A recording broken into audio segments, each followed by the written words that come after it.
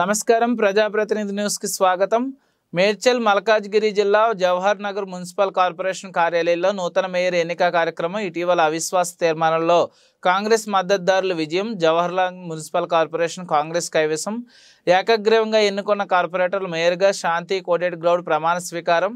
ఈ సందర్భంగా నూతన మేయర్ శాంతి కోటేష్ గౌడ్ మాట్లాడుతూ నన్ను మేయర్గా ఎన్నుకున్న కార్పొరేటర్లకు డిప్యూటీ మేయర్కి ప్రత్యేక ధన్యవాదాలు తెలియజేస్తూ ప్రజలకు అందుబాటులో ఉండి అన్ని వార్డులను అభివృద్ధి పథంలో ముందుకు తీసుకువెళ్తానని ఈ సందర్భంగా తెలియజేశారు।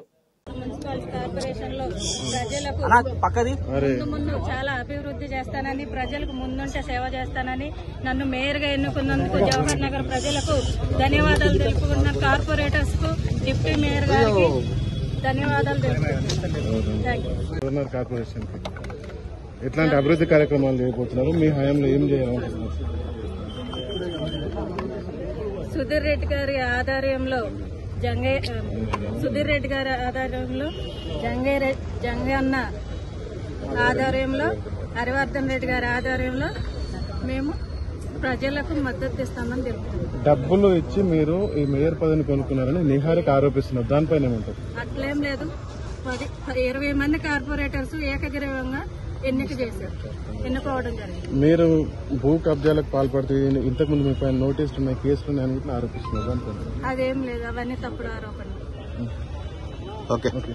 మున్సిపల్ కార్పొరేషన్ లో గత 2 నెలల నుంచి అవిశ్వాస తీర్మానం పెట్టి 3 సంవత్సరాల కిందనే అవిశ్వాస తీర్మానం పెట్టడం జరిగింది।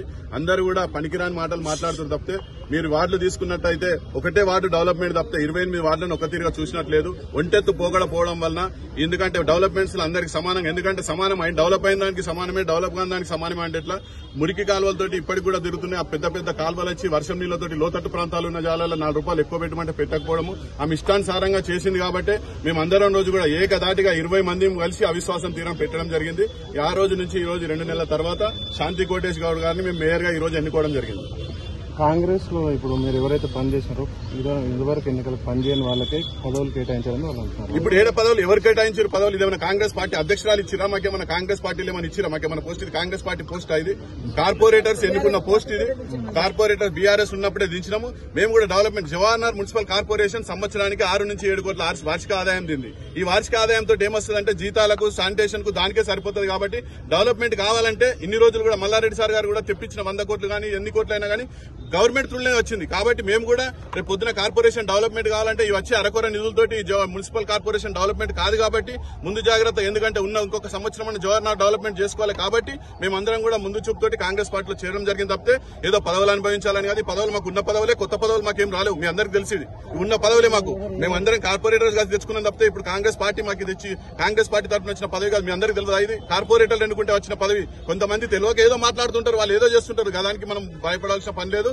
మేమందరం కూడా ఈ సంవత్సరం విజయ పదంలో తీసుకెళ్తాం, మంచి పరిపాలన చూపిస్తాం। మీ పార్టీలో ఉన్న లీడర్ బయట నిరాహార దీక్ష పూనుకున్నారు, దానిపైన ఏమంటారు? మా పార్టీలు అంటే మాకంటే మొదలు ఆమె చేరింది పార్టీలా, మేము 18 మంది మొన్న తర్వాత చేరినాం। ఆమె కూడా ఆశపడలో తప్పు లేదు ఆమె, కానీ ఎందుకంటే మాతోటి ప్రయాణం మేము మనం ఒకసారి అనుకున్నాక ఈమె కాదు మళ్ళీ ఆమెకి ఇవ్వాలంటే మేము ఇవ్వలేం। మాట మీద 19 మంది ఒక మాట మీద ఉన్నాం, వాళ్ళకు కూడా చెప్పినాం। మేమందరం కూడా ఈమె కమిట్మెంట్ తోటి ఒకసారి ఈమెకి ఇస్తామని చేస్తామని ఈమెకు మాట ఇచ్చినాం। కాబట్టి మళ్ళీసారి మాట తప్పితే బాగుండేది, మళ్ళీ ఎప్పుడైనా ఛాన్స్ ఉంటే చేస్తామని తప్పితే ఆమె మీద మాకు వ్యతిరేకత లేదు। అందరం కూడా ఒకటే, మేము 20 మంది కూడా మేమందరం కూడా కాంగ్రెస్ 18 మంది 16 మంది కాంగ్రెస్ ఉన్నాము। అందరం కలిసి కూడా రేపు 27 మందిని కలుపుకొనే చేస్తాం మేము అందరం కూడా।